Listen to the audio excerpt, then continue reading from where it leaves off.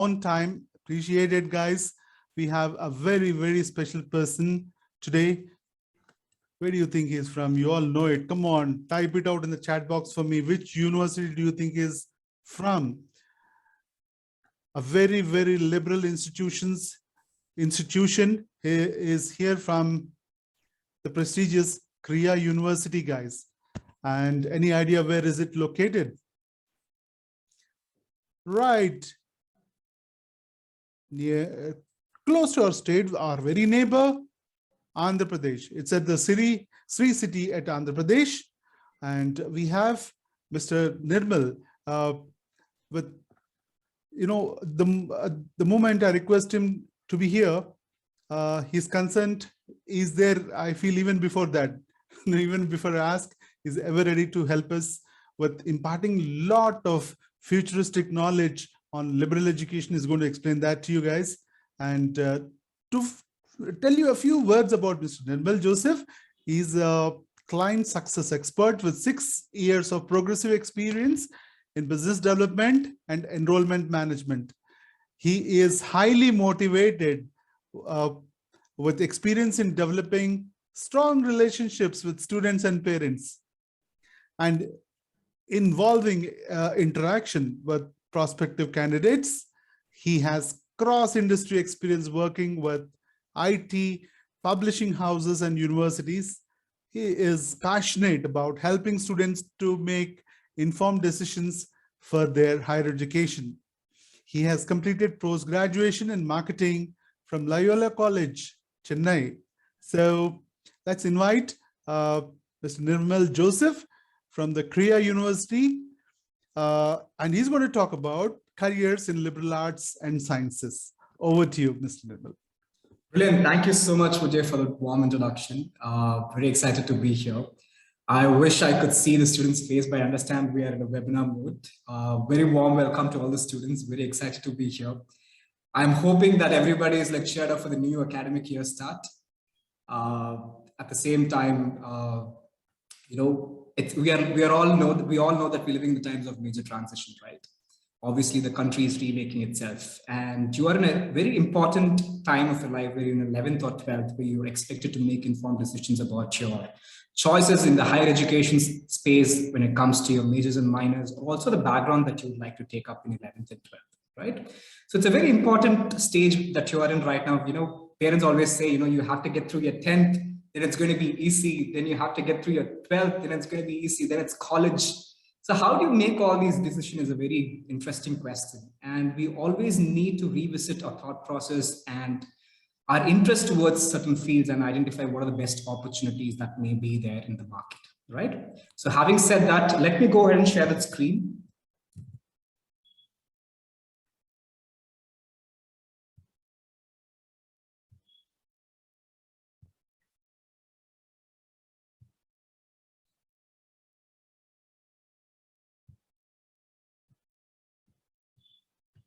Right. So before we understand college education or before we understand the job market, let's understand what is the 21st century needs, right? There needs to be a paradigm shift in the space of higher education, and a lot of universities are thriving towards it to make a an impact in the space of higher education. Because the needs has been changed over the period of time, right? So let's understand what are the 21st century needs in the first place. So there's a rapidly changing interplay of man, machine, and nature, right? The boundaries between man, machine, and nature is pretty much blurring day by day. I'm sure everybody is familiar with the concept of IoT, Internet of Things. Right now, everything is well integrated into a phone, right? Starting from data to psychology to all the network that you're expected to deal with on daily basis is pretty much integrated in a small system like a mobile phone. So the boundaries of certain jobs that we had back in days, like let's say the jobs that your father or grandfathers were doing, is not the type of roles that you would be taking up in the future, right? There's a list of new jobs that are coming up in the market that you never heard before. Like 10 years back, you know, when YouTube was booming, there was a field called content creation, which is very much a novice area. You know, people didn't have much information about content creation, how they could leverage that space, what could content creation could bring as a revenue model. Now it's a booming industry. At the age of 16 and 17, people who own well-established YouTube channels are able to make millions, right? Like AI ethicists, energy managers, uh, like content creators. So these are new jobs that we haven't heard before. Like 10, 15 years back, these jobs didn't exist. So how do you actually prepare yourself for these kind of jobs? Like for any job that's coming up in the market in the next 5 to 10 years is not been determined yet.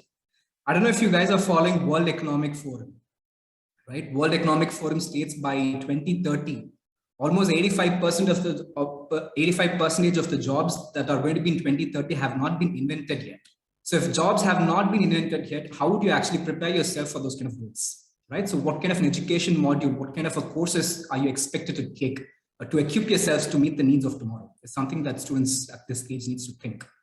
Multidisciplinary knowledge. We all understand that we're living in the times where everything is well interconnected, right? We don't work in silos anymore. So let's say I'm being a very stereotype person here, but I know a lot of students, at least from the family perspective, a lot of inclination towards computer science comes from students coming from Hyderabad and AP, which is fine, which is completely fine. But even we need to rethink those kind of fields, like in the area of sciences and the area of engineering, STEM related courses. Even the landscape there is changing, right? So let's say if you want to become a developer, if you want to become a coder, want to work for some SaaS-based company, you're still expected to have knowledge in psychology. You're still expected to have a track in maybe business module, right? Just to become a computer program is not enough. If you're having a strong understanding about computer science, which is great, but also to become a successful expert to contribute in the area of computer science, you still are expected to understand different subjects and you understand how these subjects are connected with each other. So multidisciplinary knowledge is very important. Learning one particular subject alone is not going to help you, right? 11th and 12th, you take a few groups. You get to choose one group, I believe, maybe humanities, commerce, sciences, or I don't know what are the other courses that have been offered at Page, but you get to choose one group and you have a foundation in that, right?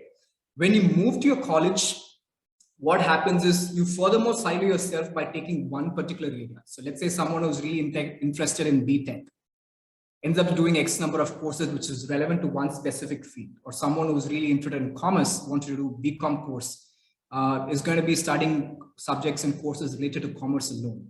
That's not going to help us in the future. We need to understand how different subjects are well interconnected with each other, right? That's the need. Now, diverse set of evolving skills beyond disciplines. Back in days, at least 10, 15 years back, you have a degree, the degree is valid for 10, 15 years at least. You don't have to upskill yourself. Now, the degree that you get is pretty much valid for next 2 years. You graduate this year, probably your degree is valid for next 2 years. What do I mean by that? Is because the landscape is evolving drastically that you need to constantly upskill yourself, right? And the education module that we have, the conventional education module that we have in our country is it's trying its best to cope up with the needs of the future, right? So you need to focus on skills that are more relevant beyond your degree program and the courses that you end up studying. You need to be relevant in the area where you're able to contribute, fill the gap in an organization, add value to an organization. These are the type of skills that you need to possess. So let's understand what kind of skills they are, right? You're having a great understanding about your subject, which is great. Having an in-depth information about your subject, which is really great. But in the modern world, you need to be in a situation to think. Are you able to reflect? Are you able to collaborate with people? Are you able to work as a team? Are you a good team player? These are type of things that we need to focus on because AI is slowly taking up the jobs that we had in the past, right? For example, auditors. You become a successful auditor, you run a firm, or probably you be a part of, you practice or you be a part of a firm, which is fine, which is back in the years, people were having a very successful career out of being an auditor, right? Now, AI is able to pretty much do every other task that the auditor is able to do. So as a human being, how are you going to fill a gap, right? That's something that you need to think. No matter how AI evolves over the period of time, it will not be able to collaborate. It will not think like a human being, right? It will not be able to communicate. It will not have the ideas like empathy, skills like empathy. So these are the kind of skills that are very imperative for whichever career path that you intend to take. And these are very, very important. So these are the basic needs of the 21st century. Now let's understand what is liberal education. How could you just put up, I would really appreciate if you could just put it on the chat and say, what is your understanding about liberal education? Or even if you don't have any understanding, that's completely fine. You could just say that you don't know. I would like to see some comments here.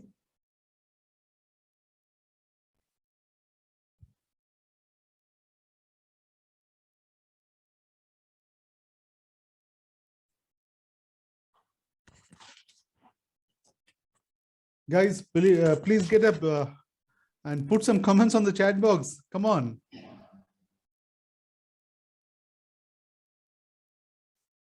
Okay, for the benefit of time, let me go ahead. Yeah, I see one comment here. Chats, yes.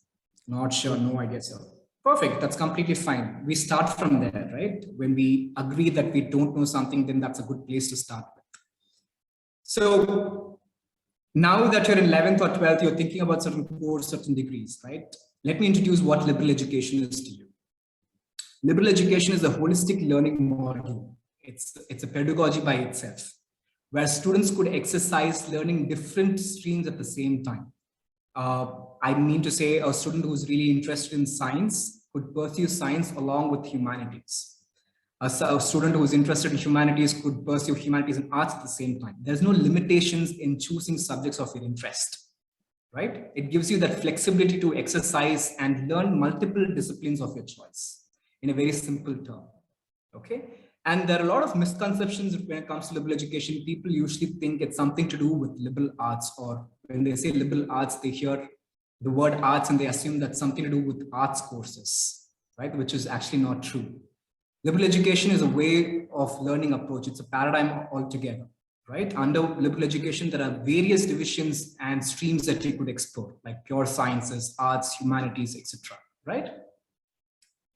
And what not is liberal education?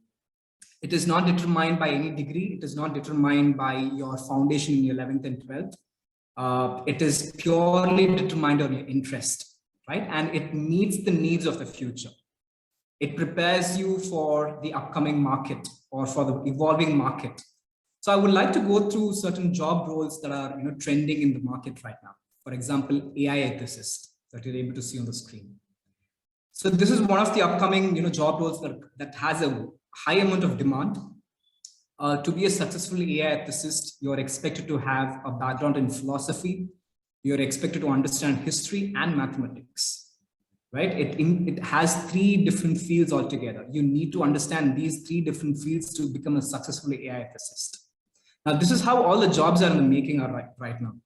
You just can't learn one particular subject and carry out a function or contribute to any specific role. It's not going to work that way.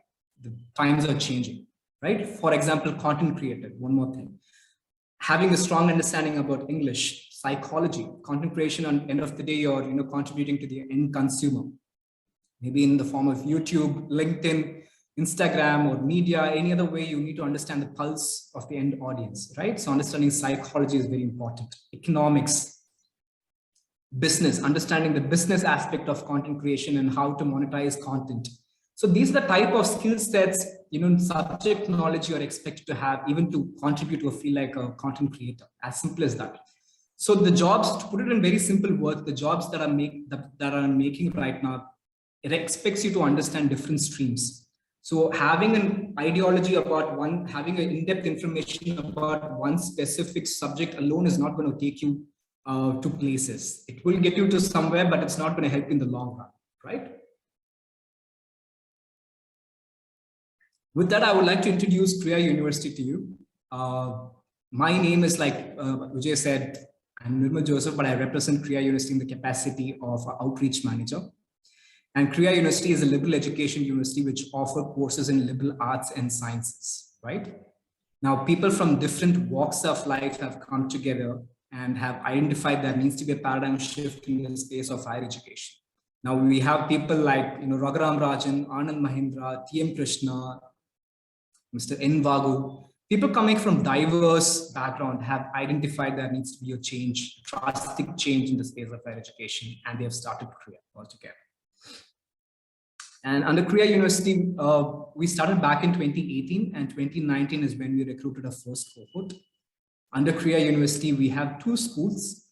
First is the School of Interwoven Arts and Sciences, which offers the undergraduate program. So that would be a school that most of you might be interested in immediately after your 12th. That's the course that you could apply to. And we also have a graduate school of business, which caters to the postgraduate, which basically provides an MBA program, training courses to corporates, and also research programs as well. So under the ecosystem, under the Krea ecosystem, we also have research centers like JPAL, CDFI, EPOD. We have a Center for Writing and Pedagogy. Now, I don't know how many of you are really familiar with Professor Abhijit Banerjee, who won the Nobel Prize in the year 2019 for economic sciences, and along with Esther Duflo, right? Both of them won Nobel Prize in economic sciences in 2019, and most of their work were under JPAL, which is housed in Krea University, right? We also have a research center for writing and pedagogy. Now, this research center facilitates learning module to several professors in the country. So a lot of professors come and take courses from the writing center, which is housed in Krea. So we have an ecosystem that facilitates learning, training, and research, right? So this is the type of ecosystem that we managed to build. Now, in the School of Interwoven Arts and Sciences, we offer 2 degree programs. One is the BA Honors and the BSc Honors. Again, I would like to not get in detail because it's going to confuse you. These are 2 degrees that are offered. I will explain that in a bit detail in a couple of slides later. And we house close to about 400 plus students at the moment and almost 80 plus faculties. So if you look at the student faculty ratio, it's really impressive. We're looking at a student faculty ratio, which is not more than 1:5, 1:6, right? So in a typical classroom, you're not going to have more than 15 students. That's the maximum number of students that you could expect. So let's understand liberal education a little bit more than the few lines that I said, right? At Krea, what we do is we pioneer a module called interwoven learning module. Now, this interwoven learning module basically means we interweave both arts and sciences at the same time, right? And we pioneered this module. This module is powered by 8 guiding principles that you're able to see on the screen. So any student who would like to take up any course at Krea is going to have a writing intensive program. The program is going to be extremely research based. When we say research based, there's a lot of, when you go to several colleges and top performing universities in the country, research is pretty much not given a lot of weightage in the in your undergraduate course, at least. You learn research methodologies, but you actually don't get to practice, right? Here, research is well integrated into the program. Every student goes through the research process from the very first year onwards, starting from the assignments, from the project work, for the examination, etc. Right? Interdisciplinary elements. Like I said, liberal education allows students, encourages students to explore different avenues and different streams at the same time. So if you're really interested in science and if you're interested in humanities subjects, and if you want to pursue 2 different streams at the same time, you're able to do that. Ethics is well integrated into the course, right? Any subjects that you end up taking is going to have a strong ethical component attached to it. Historicity. Now, this is something that, people try to neglect. Like, why do I need to learn history?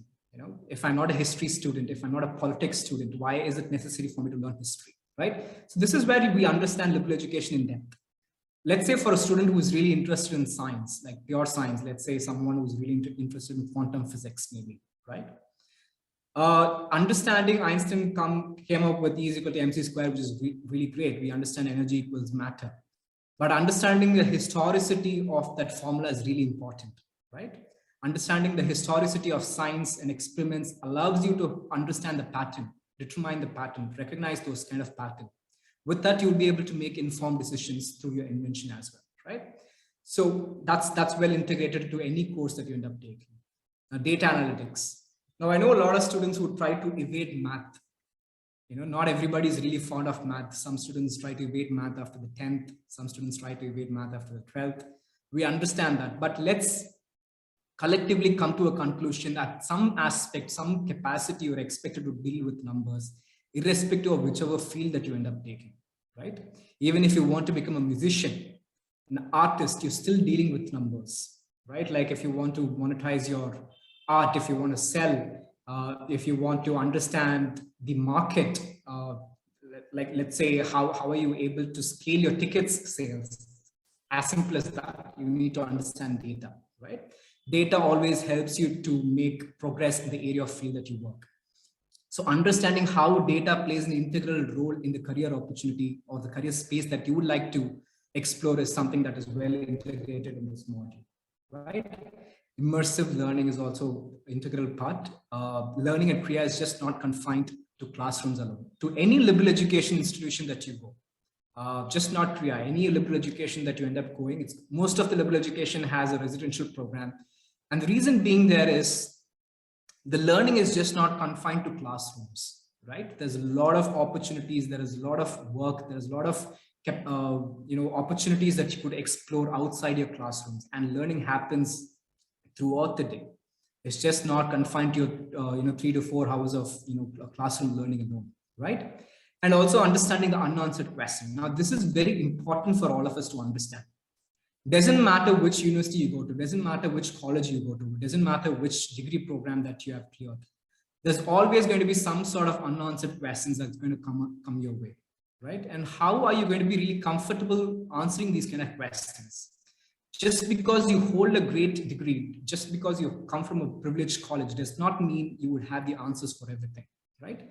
The education system should be facilitating a mindset for you to have that you would not be able to process everything, but let's find avenues and opportunities and bring solution to these kind of challenges that come our way is the type of skill that you'll be able to develop in these kind of learning model, right? So this is these are the 8 guiding principles that powers the interwoven learning model. And the interwoven learning model is a subset of the liberal education that we have come up with, right? Like liberal education is on a whole, and under liberal education, we are pioneering this interwoven learning model at Krea University.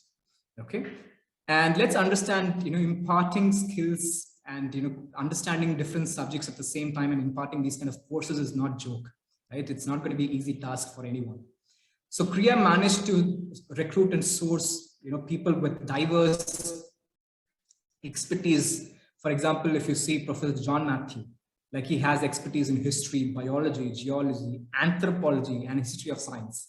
So he is someone who understands humanities, someone who understands science, and someone who understands arts, right? So these are the type of faculties that you end up learning with. They understand how these subjects are well connected with each other, right? And we also have professors who focus on research. So it's just not an ecosystem that has great academician, but also we have professors who focus on research, professors of practitioner. For example, Professor Anil Srinivasan is a Kalai Mamani awardee. Now he's worked with A.R. Rahman. He's an entrepreneur. He teaches critical thinking classes and mathematics through piano. Can you beat that? He literally explains mathematical concepts through music. He literally explains critical thinking through music. And these are the type of profound learning experience that you would end up having in your classroom. And we also have global repute professors like Professor Pranav and K. Bardhan, coming from varied institutions, very top-notch institutions. They've contributed to various top-notch institutions across the globe, and they are also facilitating learning at Krea, right? So these are the type of faculties that are been housed in the Krea University. I always appreciate that you could go to the website and learn more about our faculties in detail. Now let's understand the liberal education learning module in general, right? This is the Krea learning module for the interwoven learning, model that we pioneer. But in general, this is how similar it is when it comes to any other liberal education institution as well, right? The first year is a common year for all the students, irrespective of whichever fields they come from. So if you ask me, sir, I've taken commerce, but I would like to do something else in my undergraduation. I would like to do science. or probably I would like to do arts, I would like to do literature. Well, we would like to appreciate and we would like to encourage that idea, right? We would not be able to say no because of the choices that you made in your 11th and 12th. It gives you the flexibility to exercise your interest, okay?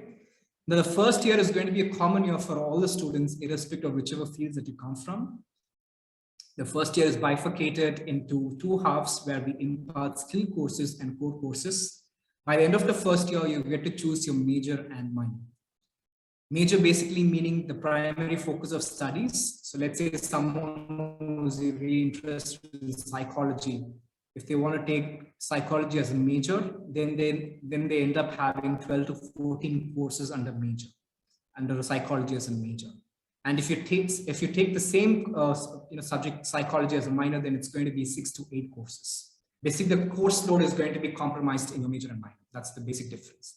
And during your transition from year 1 to year 2, you could exercise a lot of opportunities through the career service office. You could explore internship for impact, research for impact, global immersion program. There's corporate internship, externship, research opportunities, global immersion opportunities are available for students between your transition from year 1 to year 2, as well as year 2 to year 3.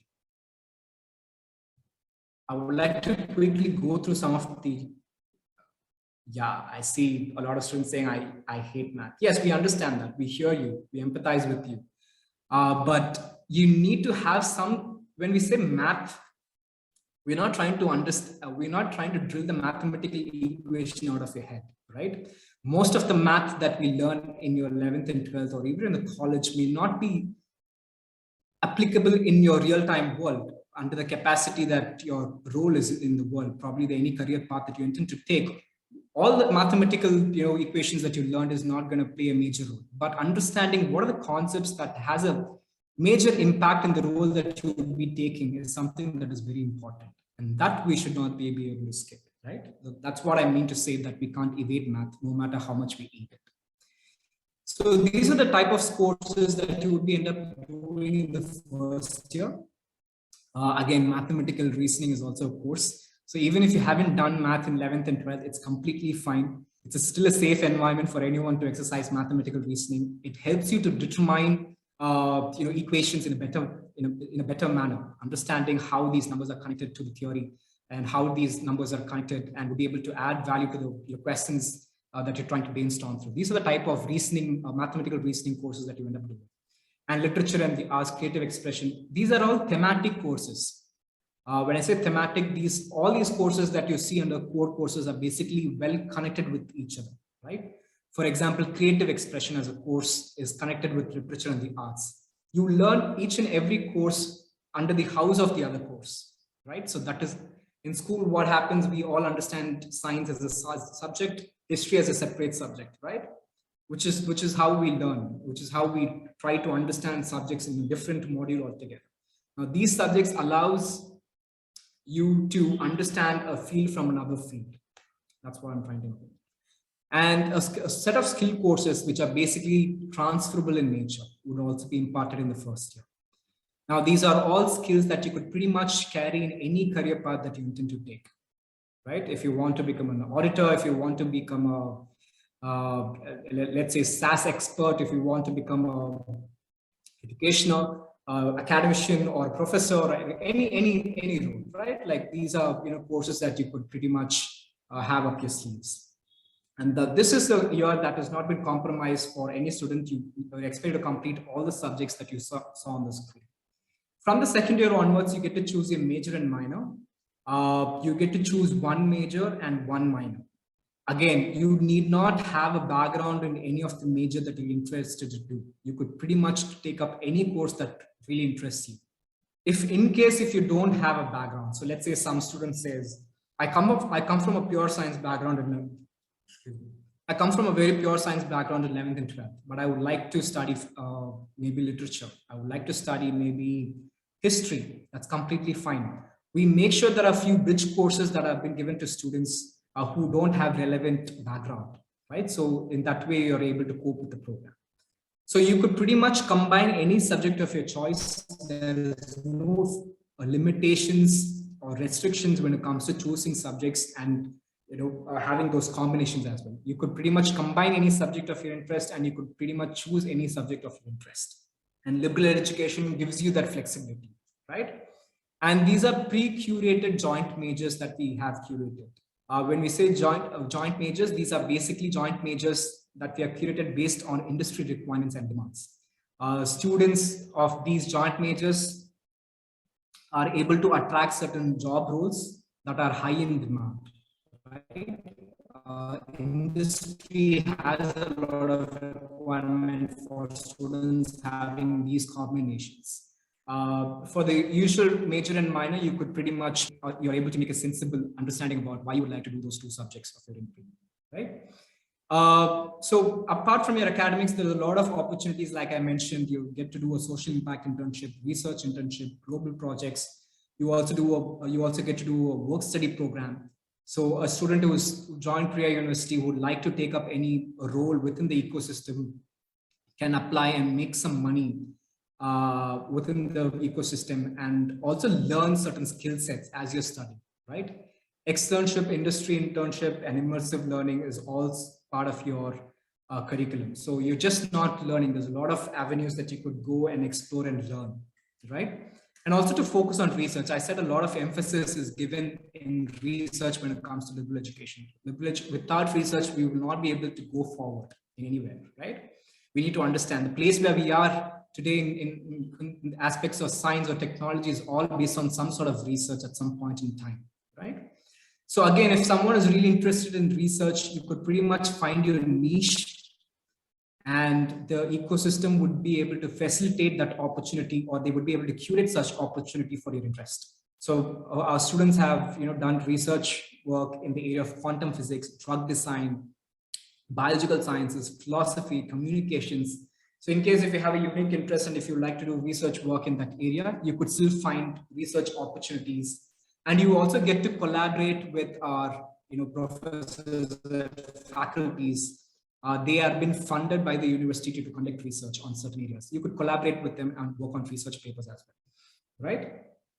And these are just a few snapshots of companies that have visited Krea, and our students have also been associated with these companies in some capacity in internship or externship.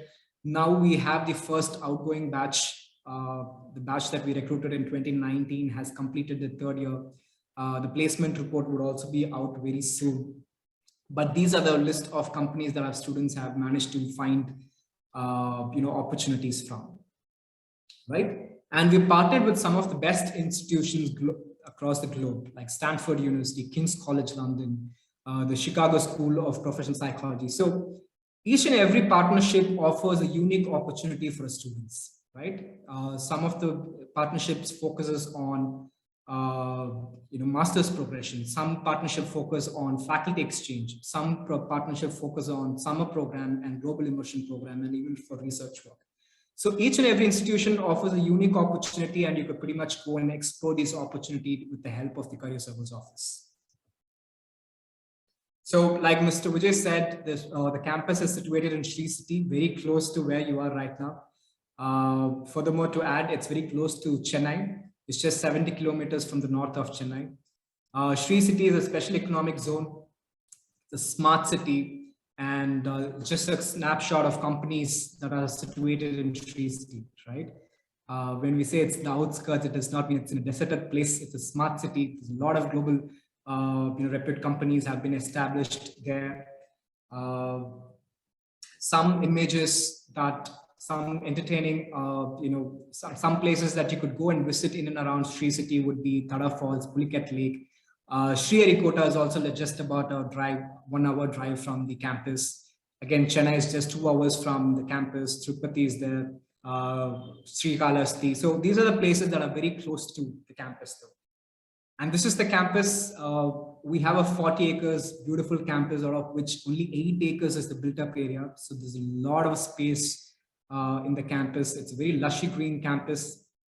The image that you're able to see on the left is the academic block where you'd be doing your undergraduate program. The image on the right is just a seminar hall, and the image on the bottom is your data analytics lab. So I'm just going to run through some images of the campus. This is your residential block, and this is how the dorms would look like. Like I said, it's a complete residential program.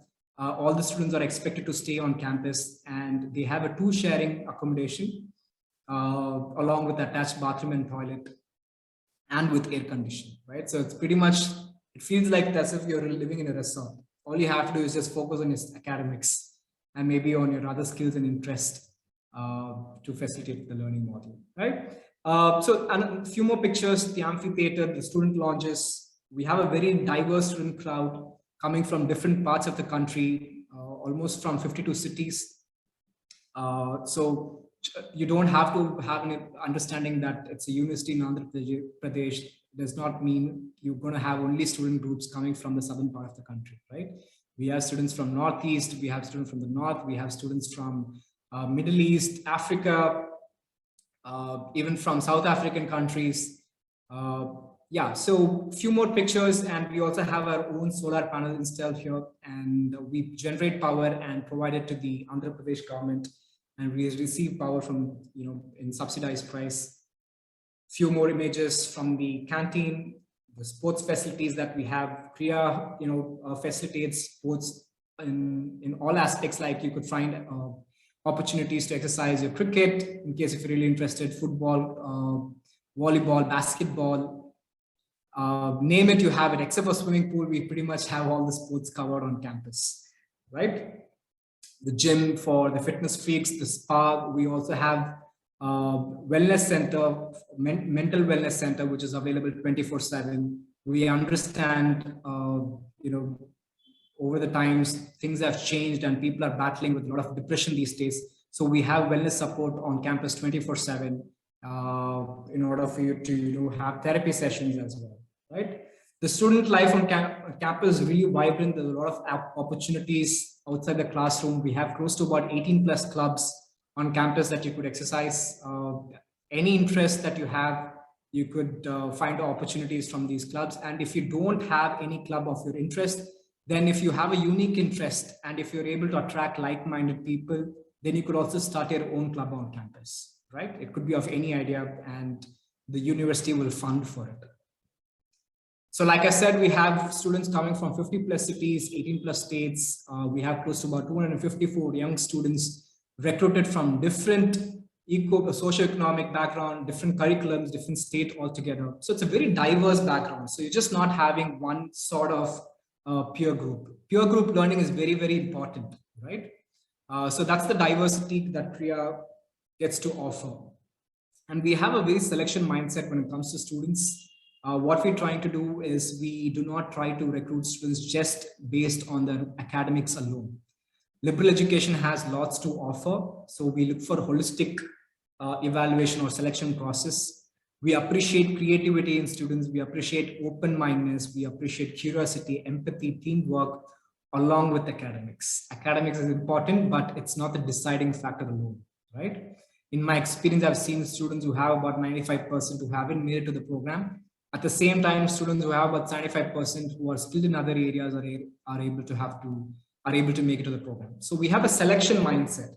We look for opportunities to select students and not to reject them. We like to understand each and every student, and we try to recruit a cohort.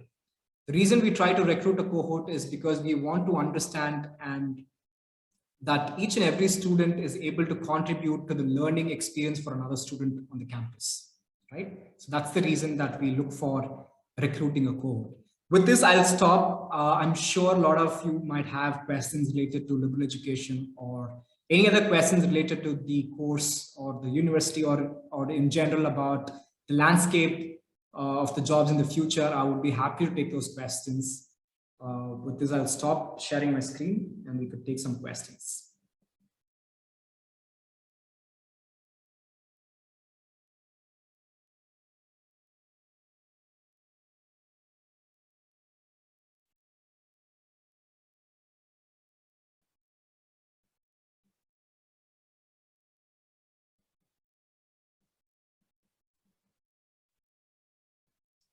Can we take any questions? Do we have post-graduation? What's it called? Liberal arts undergraduation, now I'm familiar with. Is there a PG which is related to? Right. So the PG is a different school altogether under Krea University. I come from the School of Interwoven Arts and Sciences, which offers only the undergraduate program and the postgraduate diploma program. The postgraduate program offered under Krea University basically provides MBA program and the training program for corporates. But all the students who apply to the undergraduate program seek admission in top global universities like Oxford, Yale, Stanford, and these are the type of opportunities that they try to explore after the undergraduate, right? And the Krea University ecosystem facilitates such opportunities to our students. Like I said, we have partnered with some of the global top institutions across the globe, and our students are able to do masters after graduating from Krea University. Right. So if you can see in the chat box, there's a question. Is this in place of bachelor's, or is it like something that you do, that you can do along with BTech? This is a holistic program by itself, right? So when we say BTech batch, that's more of a STEM related course. What we offer is we offer programs in pure sciences, humanities, and literature and global arts. So we do not offer any STEM related courses. When I say professional learning courses is something that we don't offer, right? So if you would like to exercise computer science, if you like to exercise biological sciences, chemistry, physics, we have opportunities for those kind of students.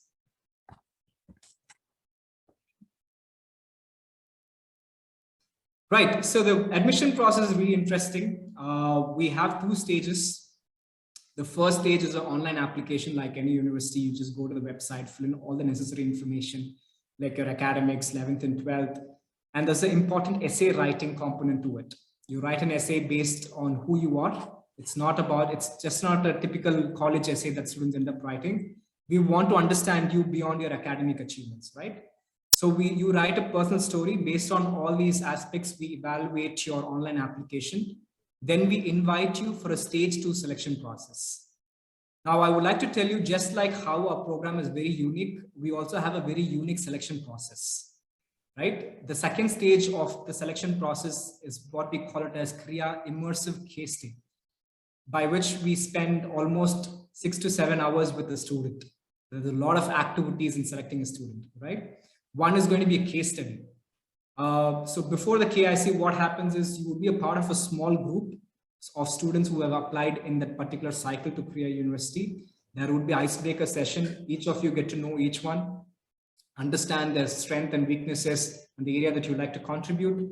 And on the day of KIC, there's a case study that is given to students, and students are expected to collaborate, reflect, and write a essay on the case. And there is also a panel that would like to hear your reflection on the case as a group.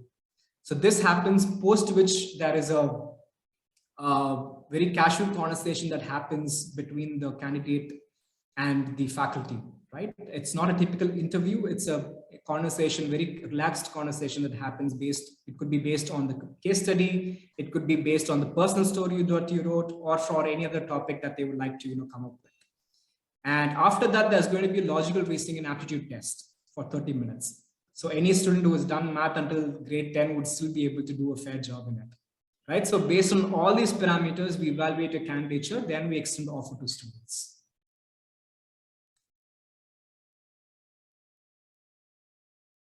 You mentioned about majors and minors courses. Will we be able to take it in 11th and 12th class?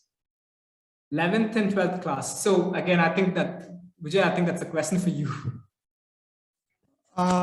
Guys, see, when you study 11th and 12th, you have these fixed subjects, MPC, MAC, and CEC at page. And we give you an integrated preparation with all these courses, right? With MPC, it's engineering and architecture design. That's one combination. With MEC and CEC, there are plenty of combinations like law, chartered accountancy, BBA, and liberal arts, last but not least. And we have the gentleman talking about, so beautifully he has elaborated all about liberal arts. Actually, they are so proactive. Last time they've conducted a program at Taj Deccan. Now they brought in a student, finally a student, what she was saying, that in spite of this BSc, liberal arts, liberal sciences, she's got a seat for MS. If I'm not wrong, Mr. Nirmal should be able to clarify this exactly. She's She went to Carnegie Mellon in Pennsylvania. Right, for engineering. Yes. So just imagine. From a MS program, but she did a computer science and a business minor, computer science major and business minor. That's what her combination was. She did a BSc program, a simple BSc program, but it's just because of the courses and the learning module that she had, she was able to get an opportunity with Carnegie Mellon in Pennsylvania. Right. So at 11th and 12th, we will prepare you for the entrance exams, for even the liberal arts universities like Krea. So sir has just explained the admission process. We prepare you for that.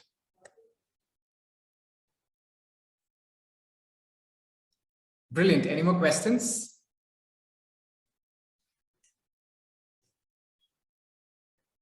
Okay, probably not at this moment, guys. Mr. Nirmal is available, as I've started telling you right at the beginning, is available. Probably he may even wants to share his phone number with you. Otherwise, you can always ask me if you want to talk to him and get any kind of clarity. Life becomes easy if you take up liberal arts, and more so if you just go to our neighboring state and join there at the top Krea University, top university in our country, guys, definitely. Okay, so take advantage of Krea. Any questions, please let me know. Okay, food boy, I'm not getting what you're writing from the beginning. Please stop that. Okay, right. So again, formally to thank Mr. Nirmal. Sir, we are privileged to have you today on a working day. I don't know how you have left your work and joined us. It's amazing to have your time with us. Thank you so much. I think it's time for your cup of coffee. So I need to say quickly a big bye to you and thank you for joining us. And probably you can be continuing with some more webinars for the seniors. They will be applying into Krea. So we'll meet up again. Thank you so much for being with us. Pleasure is mine, Vijay. Thank you so much for inviting us. I wish all the best to all the students who have joined us today. Irrespective of whichever career field that you intend to take, I wish you the best for your education and for your higher studies. All the best, guys. Thank you very much. Thank you.